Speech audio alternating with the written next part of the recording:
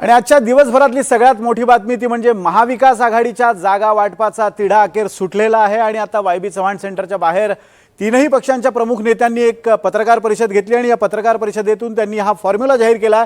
हा फॉर्म्युला नेमका काय आपण पाहूयात आणि त्यानंतर आपण या सगळ्या जागा वाटपावर सविस्तर चर्चा करणार आहोत। आमचे प्रतिनिधी या सगळ्या जागा वाटपावर आपल्याशी चर्चा करणार आहेत। आपण पाहूयात नेमके चार प्रतिनिधी आपले आहेत। सागर कुलकर्णी आपल्याला याविषयी बोलणार आहेत, त्याचबरोबर देवेंद्र कोलटकर, अक्षय कुडकेलवार आणि राहुल कुलकर्णी चारही जणांकडून आपण जाणून घेणार आहोत की जागा वाटप आणि त्याची गणितं नेमकी काय आहेत या सगळ्या संदर्भात।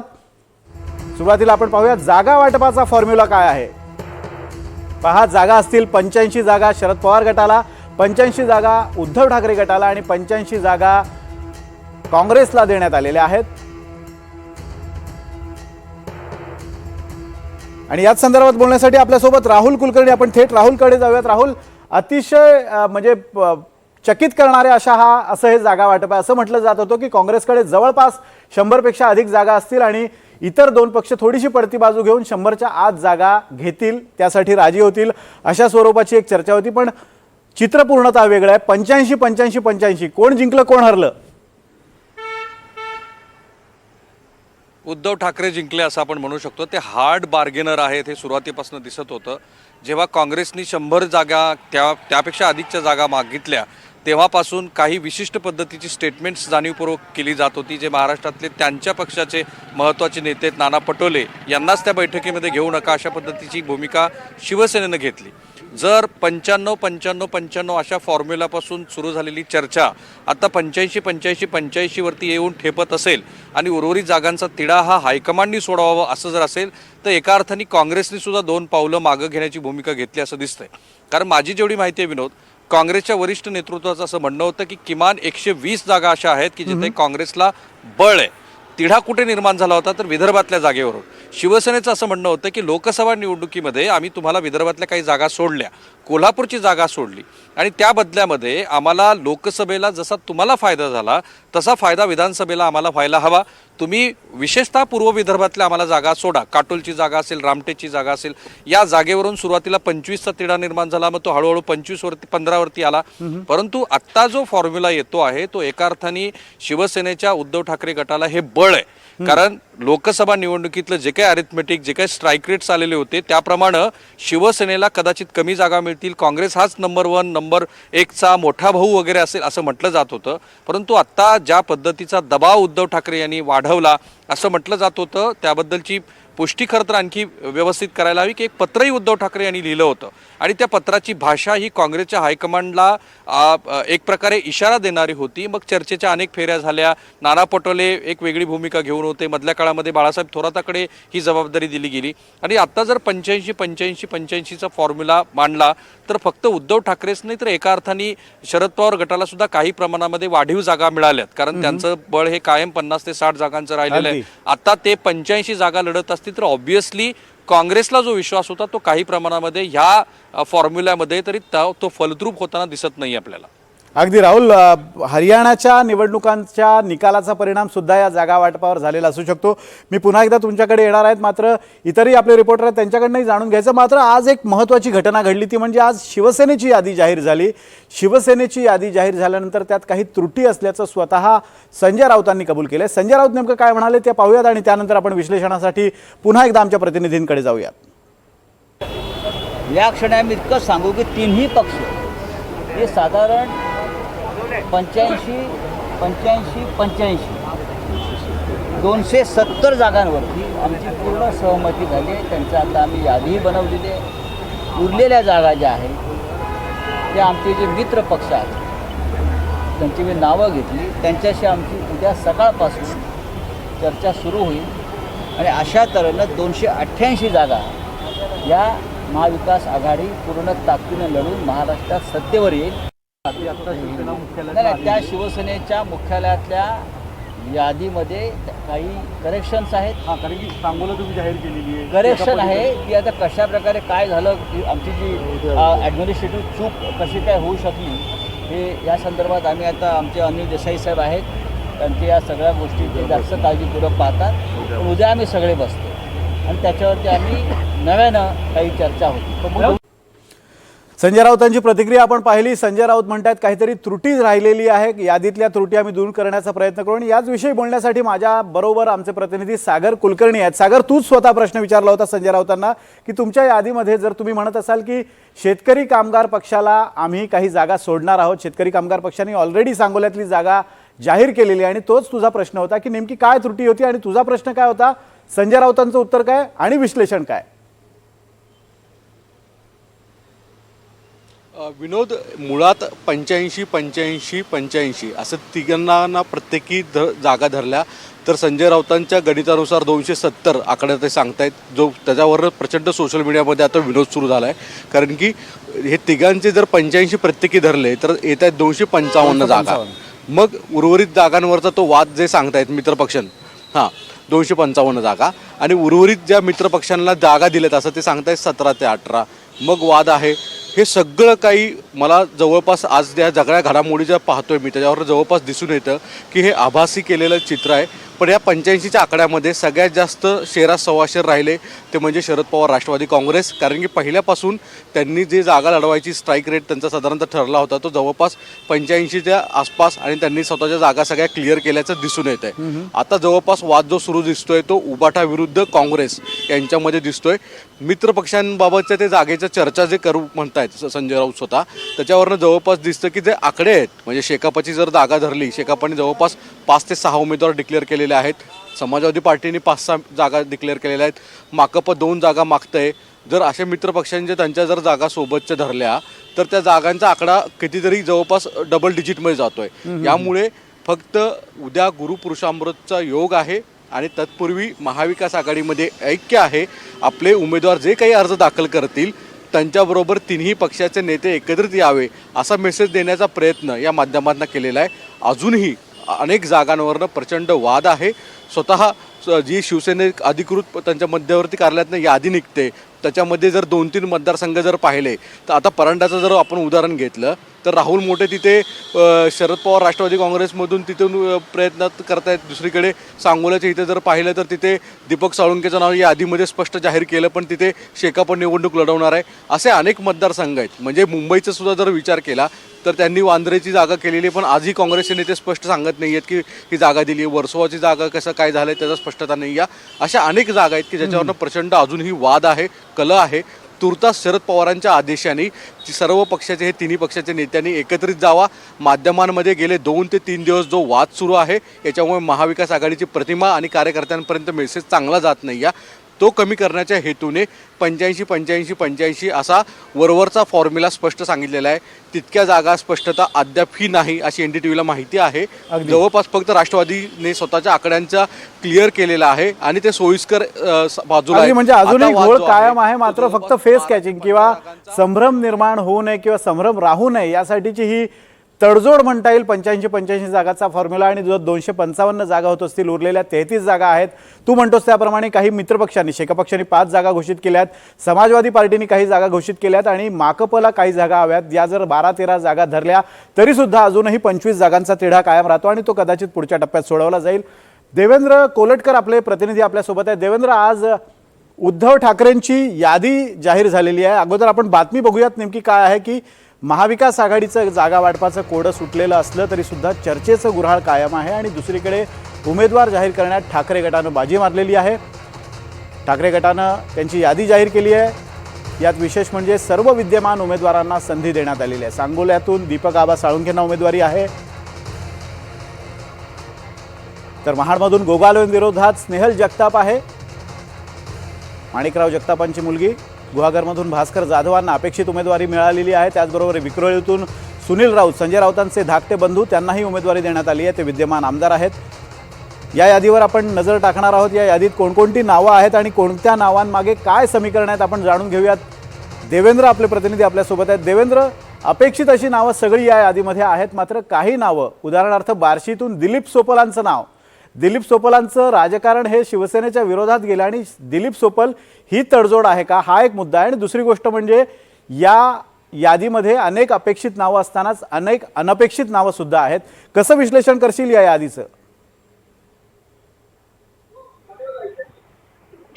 विनोद सर, आपण बघितलं तर आज दिवसभर अगदी वेगवान घडामोडी ज्या आहेत त्या मातोश्रीवरती उद्धव ठाकरे यांचं निवासस्थान आहे तिथे घडताना पाहायला मिळत होतं. खास करून गेले 2 ते 3 दिवस मातोश्रीवरती अगदी लगबगीचे होते, कारण आपण बघतोय की भाजप असेल, राष्ट्रवादी असेल, या पक्षातून जे लोक ऐनवेळी आलेले आहेत, अगदी आज देखील ज्यांचा प्रवेश झालेला आहे त्यांचं नाव जे आहे ते आपल्याला प्रामुख्याने यादीमध्ये पाहायला मिळतंय. प्रामुख्याने या यादीची ठळक वैशिष्ट्य म्हणायचं झालं तर 65 नावं तर जाहीर करण्यात आलेली आहे. मात्र काहीशी गोंधळाची परिस्थिती जी आहे ही यादी जाहीर झाल्यानंतर देखील आपल्याला पाहायला मिळते. स्वतः संजय राऊत यांनी देखील कबूल केलेलं आहे की काही आमच्याकडून या यादीमध्ये चुका झालेल्या आहेत, त्यामध्ये दुरुस्ती करणं. दुसरं आपण बघितलं तर यामध्ये जे 15 विद्यमान आमदार ठाकरेंसोबत राहिले होते त्यापैकी 14 लोकांची नावं जी आहे ती यादीमध्ये पाहायला मिळतात आहे. फक्त एक नाव जे आहे ते शिवडीचा वाद अद्यापही ठाकरे गटातला अंतर्गत वाद सुटलेला नाहीये. त्याचबरोबर काही तिढा असलेल्या जागा होत्या त्या मी वाचून दाखवतो. त्यामध्ये रामटेक असेल, नांदगाव असेल, सोलापूर दक्षिण असेल, सावंतवाडी असेल, या जागांवरती काहीसा वाद होता. तिथे देखील ठाकरेंनी उमेदवार जाहीर केलेले आहेत. दुसरं आपण बघितलं तर काही नवीन चेहरे जे आहेत ते या यादीमध्ये आपल्याला पाहायला मिळतात. त्यामध्ये वरुण सरदेसाई आहेत, महेश सावंत आहेत, प्रवीणा मोरजकर आहेत, केदार दिघे, स्नेहल जगताप, समीर देसाई, सिद्धार्थ खरात, राजू शिंदे या नवीन नावं जी आहेत ती आपल्याला या यादीमध्ये पाहायला मिळतात. त्यामुळे ही यादी जाहीर झाली असली तरी काहीशी गोंधळाची परिस्थिती जी आहे या यादीवरून निर्माण झालेली आहे. आणि आपण जसं म्हटलं की ऐन वेळेला जे लोक ठाकरेंकडे आलेले आहेत त्यांना देखील या उमेदवार यादीमध्ये किंवा या निवडणुकीत ठाकरेंकडून संधी देण्यात आलेली आहे. देवेंद्र, अजून एक मुद्दा असा आहे की असं म्हटलं जात होतं की अमित ठाकरेंच्या विरोधात माहीममधून कदाचित उमेदवार दिला जाणार नाही, पण काल ज्या पद्धतीनं उद्धव ठाकरेंनी प्रकाश पाटणकर माजी नगरसेवक आहेत त्यांच्याशी चर्चा केली होती. महेश सावंत, एकेकाळचे सदा सरवणकरांचे अतिशय निकटवर्ती आणि जवळपास उजवा हात मानले जाणारे महेश सावंत आता तिथे दिलेले आहेत. काय नेमकं असं फिसकटलं की त्यांना सुरुवातीला असं म्हटलं जात होतं की अमित ठाकरेंची उमेदवारी असेल तर पुतण्या म्हणून त्यांच्या विरोधात उमेदवार दिला जाणार नाही आणि अचानक उमेदवार दिला गेलाय? काय नेमकी गणितं, काय नेमकी समीकरणं बदलली?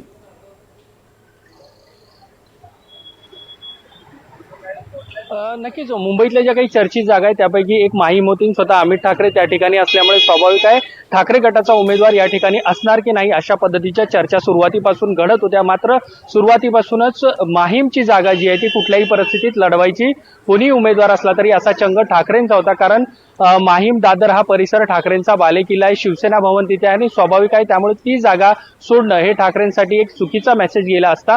त्यामुळे या संदर्भात 2 ते 3 बैठका झाल्या. मात्र बैठका या संदर्भात झाल्या की ठाकरेंमधला जो उमेदवार आहे, कारण 2 ते 3 लोक तिथे इच्छुक होते, त्यापैकी कोणाला उमेदवारी द्यायची. मग विशाखा राऊत यांचं नाव चर्चेत होतं, प्रकाश पाटणकर यांचं नाव चर्चेत होतं आणि त्याचबरोबर महेश सावंत यांचं नाव चर्चेत होतं. त्यामुळे या सगळ्याचा तिढा जो आहे तो आज मातोश्रीवरती सोडवला गेला आणि महेश सावंत यांना उमेदवारी जाहीर केली होती. बऱ्याच चर्चा या संदर्भात घडत होत्या की अमित ठाकरे या ठिकाणी निवडणूक लढणार आहेत, त्यामुळे आता उद्धव ठाकरे काय निर्णय घेणार. मात्र त्यांनी पक्ष आणि पक्ष कार्यकर्त्यांचं जे म्हणणं आहे की ही जागा सोडायची नाही असा निर्धार केलेला आहे. त्या संदर्भातली जी बैठक झाली त्यानंतर महेश सावंत यांचं नाव जे आहे ते या ठिकाणी निश्चित झालेलं आहे. अगदी देवेंद्र, एक वेगळ्या पद्धतीनं आता रणनीती घेऊन उद्धव ठाकरे गट मैदानात उतरल्याचं दिसतंय. तुर्तास धन्यवाद या विश्लेषणाबद्दल. आपण पाहतोय की जसं उद्धव ठाकरे गटाने यादी जाहीर केली आहे, राष्ट्रवादी अजित पवार गटाने यादी जाहीर केली आहे, त्याच पद्धतीनं आज एक आणखी महत्त्वाची यादी जाहीर झाली ती म्हणजे शिवसेना शिंदे गटाची. शिवसेना शिंदे गटानं आपल्या यादीत कोणाकोणाला संधी दिली आहे याबद्दल सकाळपासूनच चर्चा आहे. स्वतः मुख्यमंत्री एकनाथ शिंदे हे कोपरी पाचपाखाडीमधून आहेत, तर खानापूरमधून सुहास बाबर यांना उमेदवारी आहे. महाडमधून भरत गोगावले अपेक्षित असं नाव. कोरेगावमधून महेश शिंदे यांना उमेदवारी देण्यात आलेली आहे, विद्यमान आमदार आहेत कोरेगावातले. त्याचबरोबर दापोलीतून योगेश कदम हे सुद्धा दापोलीतून विद्यमान आमदार आहेत, रामदास कदम यांचे चिरंजीव. पहा यादीवर लक्ष दिलं तर आपल्याला लक्षात येईल की एकनाथ शिंदे, मंजुळाताई गावित, चंद्रकांत सोनावणे, गुलाबराव पाटील, अमोल पाटील, किशोर धनसिंग पाटील हे सगळे आत्ताचे विद्यमान उमेदवार आहेत, विद्यमान आमदार आहेत आणि त्यांनाच पुन्हा एकदा उमेदवारी देण्यात आली. आणि याच यादीविषयी बोलण्यासाठी आपल्यासोबत अक्षय कुडकेलवार आपले प्रतिनिधी आहेत. अक्षय, आजची यादी जर पाहिली तर शिंदे गटानं किंवा शिंदेंनी आपल्या सगळ्या शिलेदारांना खुश केलं असं म्हणता येईल. कारण ज्यांना उमेदवारी देणं शक्य आहे विद्यमान आमदारांना त्यांना दिलेली आहे, ज्यांना देणं शक्य नाही त्यांच्या एकतर मुलाला, पत्नीला किंवा कुठल्या तरी नातेवाईकाला दिलेली आहे. कुठे ना कुठेतरी आपल्या सगळ्या शिलेदारांना खुश करण्याचा हा प्रयत्न आहे. कसं या रणनीतीकडे पाहतोस? एकूणच आपण बघितलं तर लोकसभा निवडणुकीच्या वेळी एकनाथ शिंदे यांना त्यांच्या 3 खासदारांना उमेदवारी देणं शक्य झालं नव्हतं आणि त्याचा बराचसा फटका, त्याची नाराजी एकनाथ शिंदे यांना लोकसभा निवडणुकीत आणि त्यानंतर जनतेसमोर जाताना आणि त्यासोबतच पक्षांतर्गत नाराजीचा सामना एकनाथ शिंदे यांना करावा लागला होता. जरी ज्यांना उमेदवारी दिली नव्हती त्या 3ही खासदारांचं म्हणजे 3ही विद्यमान खासदारांचं पुनर्वसन त्यावेळी एकनाथ शिंदे यांनी केलं. मात्र तशा प्रकारची परिस्थिती आता आपल्यासमोर ओढावू नये म्हणून एकनाथ शिंदे यांनी लोकसभा निवडणुकीनंतरच हे हे तय केलं होतं की आपल्यासोबत आपण ज्यावेळी बंड पुकारला त्यावेळी जे आमदार आले त्या सगळ्या विद्यमान आमदारांना, मग भाजपाचा सर्वे काही असो, शिवसेनेचा सर्वे काही असो किंवा राष्ट्रवादी अजित पवार गटाचा सर्वे काहीही सांगत असला तरी आपल्यासोबत आलेल्या विद्यमान आमदारांना उमेदवारी दिली जाईल हे त्यांनी स्पष्ट केलं होतं. त्यानुसार अपेक्षित अशी एकनाथ शिंदे यांची 45 उमेदवारांची यादी ही जाहीर झाली. 45 उमेदवारांपैकी आपण जर बघितलं तर जवळपास 42 उमेदवार हे गेल्या पंचवार्षिकमध्ये शिवसेनेतनं विधानसभा निवडणूक लढलेले आणि विद्यमान आमदार आहेत. तर 3 नावं ही नवी नावं आहे, ज्यामध्ये राजापूरमधनं आपण जर बघितलं तर किरण सावंत यांना उमेदवारी देण्यात आलेली आहे. किरण सावंत यांनी लोकसभेत देखील निवडणूक लढवण्यासाठी मोठी तयारी केली होती. त्यासोबतच किरण सावंत कुठल्याही परिस्थितीत लोकसभेत बंड पुकारतात की काय, बंड करतात की काय अशी परिस्थिती होती. मात्र किरण सावंत यांना शमवण्यात त्यावेळी त्यांचे बंधू उदय सामंत असतील, एकनाथ शिंदे असतील, देवेंद्र फडणवीस आणि स्वतः अमित शहांना या प्रकरणात लक्ष घालावं लागलं होतं. त्यानंतर किरण सावंत यांनी माघार घेतली. मात्र त्याचीच पावती आता किरण सावंत यांना राजापूर विधानसभा मतदारसंघाची उमेदवारी शिवसेनेकडनं देण्यात आलेली आहे. दुसरीकडे आपण जर बघितलं तर जोगेश्वरी पूर्वमधनं रवींद्र वायकर हे लोकसभेवर निवडून आले आणि त्यानंतर त्यांच्या पत्नी मनीषा वायकर यांना त्या ठिकाणावर जोगेश्वरी पूर्वमधनं उमेदवारी देण्यात आली. असाच काहीसा प्रकार संदीपान भुमरे यांच्यासोबतही घडला, कारण संदीपान भुमरे हे लोकसभा निवडणुकीत निवडून गेले खासदार म्हणून दिल्लीला आणि त्यानंतर त्यांचे पुत्र विलास भुमरे यांना उमेदवारी जाहीर करण्यात आली. एकूण असं जरी असलं, विद्यमान खासदारांना जरी एकनाथ शिंदे यांनी खुश केलं असलं तरी पिक्चर अभी बाकी आहे असं म्हटलं जातंय. 45 जागा एकनाथ शिंदेंनी जाहीर केल्या, 85 जागांची मागणी केलेली आहे. तितक्या एकनाथ शिंदेंना मिळणार नाही अशा पद्धतीची चर्चा महायुतीच्या नेत्यांमध्ये आहे. त्यामुळे एकनाथ शिंदेंमध्ये कुठेतरी नाराजी आहे. आणि सगळ्यात महत्त्वाचं आपण जर बघितलं तर आता काल ज्या आमदारांना उमेदवारी जाहीर झाली ते आमदार वर्षा निवासस्थानावर आले आहेत एबी फॉर्म घेण्यासाठी. मात्र मुख्यमंत्री एकनाथ शिंदे हे गुवाहाटीला होते, त्यानंतर त्यांचा कुडाळमध्ये निलेश राणे यांचा पक्षप्रवेश आहे आणि त्यानंतर मध्यरात्री जेव्हा एकनाथ शिंदे येतील तेव्हा त्यांच्या आमदारांना उमेदवारांना एबी फॉर्मचं वाटप केलं जाईल आणि तेव्हाच सुटकेचा निश्वास हे सगळे उमेदवार सोडतील. कारण गेल्या वेळी आपण जर बघितलं तर नाव जाहीर झालं होतं मात्र उमेदवारी मिळू शकली नव्हती, असा प्रकार देखील शिवसेनेसोबत घडला होता. त्याचं मूर्तिमंत उदाहरण म्हणजे हिंगोली लोकसभा मतदारसंघ आहे ज्या ठिकाणी हेमंत पाटील यांना, त्यामुळे अनेक आमदार नाव बदलल्यानंतर, नाव घेतल्यानंतर किंवा नाव जाहीर झाल्यानंतर सुद्धा उमेदवारीसाठी संघर्ष करावा लागला होता. ऐन वेळेला उमेदवारी बदलली होती. धन्यवाद अक्षय दिलेल्या अपडेट्स बद्दल. आणि आता बातमी आहे अजित पवार गटाच्या यादीची. अजित पवार गटाची यादी सुद्धा 38 उमेदवारांची पहिली यादी आज जाहीर झाली आहे. अजित पवार हे बारामतीमधून लढवणार असून बारामतीत अजित पवार विरुद्ध पुतण्या युगेंद्र पवार यांच्यात लढत होण्याची शक्यता आहे. तर परळीतून धनंजय मुंडे यांना उमेदवारी देण्यात आली आहे. कागलमधून हसन मुश्रीफ अपेक्षित उमेदवारी जाहीर झालेली आहे. याशिवाय मुंब्रा कळव्यातून शरद पवार गटाचे जितेंद्र आव्हाड यांच्या विरोधात नजीब मुल्ला यांचं आव्हान असणार आहे. सागर कुलकर्णी आपल्यासोबत आहेत याच विषयी बोलण्यासाठी. सागर, जी कथा शिंदे गटाची आहे तीच कथा महायुतीमध्ये अजित पवार गटाची आहे. अजित पवारांना सुद्धा आपल्या सगळ्या शिलेदारांना सांभाळायचं आहे, कुठे ना कुठेतरी प्रत्येकाला खुश करण्याचा प्रयत्न आहे. सुरुवातीला 38 नावांची यादी जाहीर झाली आहे. अजून किती जागा अजित पवार गटाला मिळू शकतात आणि काय एकूण या यादीचं विश्लेषण करशील?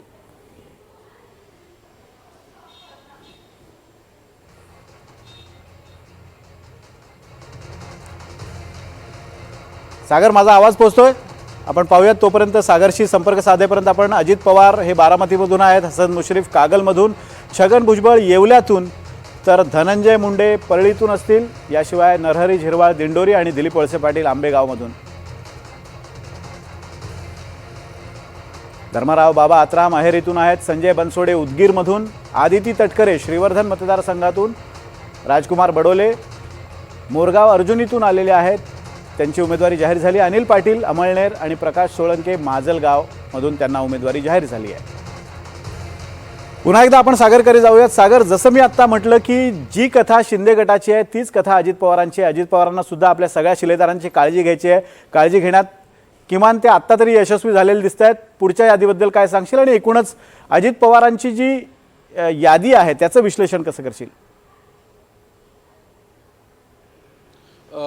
38 विधानसभेच्या उमेदवारांची यादी अजित पवारांनी दिली. त्याच्यामध्ये 17 मराठा आहेत, 5 ओबीसी आहेत, 2 मुस्लिम आहेत, 7 आदिवासी आहेत, 5 मागासवर्गीय आणि 2 अनुसूचित जातीचे आहेत. म्हणजे सर्व समाज घटकांना न्याय देण्याचा प्रयत्न अजित पवार यांनी केलेला आहे. हे करत असताना अजित पवारांबरोबर सगळ्यात महत्त्वाची गोष्ट म्हणजे त्यांनी जी भूमिका घेतली, शरद पवारांना सोडून स्वतःचा एक वेगळं भूमिका घेतली. त्यावेळेस त्यांच्यासमोर जे 9 मंत्री झाले त्या सर्वांना परत एकदा उमेदवारी त्याच मतदारसंघातनं दिलेली आहे. कारण की प्रश्न उपस्थित होते की दिलीप वळसे पाटील उभे राहणार आहेत का, छगन भुजबळ सोबत राहतील का, असे वेगवेगळे प्रश्न अजित पवारांच्या पार्टीविषयी बोलले जात होते. पण जवळपास आजच्या लिस्टमध्ये अजित पवारांनी त्यांच्याबरोबर जे होते ते सगळ्यांना संधी दिल्याचं दिसून येतं. विशेष म्हणजे 4 नवीन चेहरे त्यांनी दिल्याचं दिसून येतं. ज्याच्यामध्ये नजीम मुल्ला आहे, परत जे गावित आहेत जे नवीन बाहेरनं पक्षातनं आणले घेतले, बडोले हे भाजपाकडनं आणले गेले, त्यांनाही पहिल्या यादीमध्ये घेतलं. सोलपा खोडके यांनासुद्धा अमरावती शहरामध्ये घेतलेलं आहे. आणि या सगळ्या घडामोडी करत असताना अजित पवारांसाठी मात्र 2 गोष्टी सगळ्या आश्चर्यकारक म्हटलं जातं आहे की त्यांच्यासोबत नवाब मलिक होते, पण नवाब मलिकांना पहिल्या यादीमध्ये स्थान का दिलं नाही? या भाजपाचा दबाव होता म्हणून अजित पवारांनी ही भूमिका घेतली आहे का? नवाब मलिकांच्या अणुशक्ती मतदारसंघामधून त्यांची मुलगी सना ही निवडणूक लढवणार आहे, जवळपास पार्टीकडनं डिक्लेअर केलेलं आहे, पण पहिल्या यादीमध्ये मात्र दोघांचंही नाव नाही. त्यामुळे ते सगळ्यांना आश्चर्यकारक आहे की अजित पवारांनी हे नाव का घेतलं नाही? भाजपाच्या कुठे ना कुठेतरी दबावामुळे अशा स्वरूपाची भूमिका झाली आहे का? आणि दुसरा मुद्दा की पुढच्या कालावधीमध्ये अजित पवारांबरोबर जे सोबत त्यांच्या आधी आलेले 2 अपक्ष आमदार होते, म्हणजे करमाळ्याचे संजय मामा शिंदे असतील आणि आर्वीचे बोह्यार असतील, यांना सुद्धा ह्या कुठे लिस्टमध्ये नाव दिलेलं नाही. या अजित पवारांबरोबर ज्यांनी साथ सोडली म्हणजे सिंदखेड राजा असेल शिंगणे आणि दुसरीकडे फलटणचे दीपक चव्हाण, हे यांच्या मतदारसंघाविषयी काय होणार आहे हेही उत्सुकता आहे. अगदी अनेक नावांबद्दल उत्सुकता आहे. जिशान सिद्दीकी यांचं नाव सुद्धा पहिल्या यादीत नाही आहे, ते अपेक्षित खरं तर होतं, त्यामुळे ते सुद्धा पाहणं महत्त्वाचं असेल. दरम्यान आता एक ताजी बातमी समोर येते ती म्हणजे मनसेने आता 3री यादी जाहीर केलेली आहे. मनसेच्या 3ऱ्या यादीमध्ये 13 उमेदवारांची घोषणा करण्यात आलेली आहे. 13 उमेदवार नेमके कोण आहेत आपण जाणून घेऊयात. देवेंद्र कोलटकर आपले प्रतिनिधी आपल्यासोबत आहेत. देवेंद्र, 13 उमेदवारांची 3री यादी मनसेने जाहीर केली आहे. कोणकोणते चेहरे या यादीमध्ये आहेत? कोणी ओळखीचे उमेदवार या यादीत आहेत का?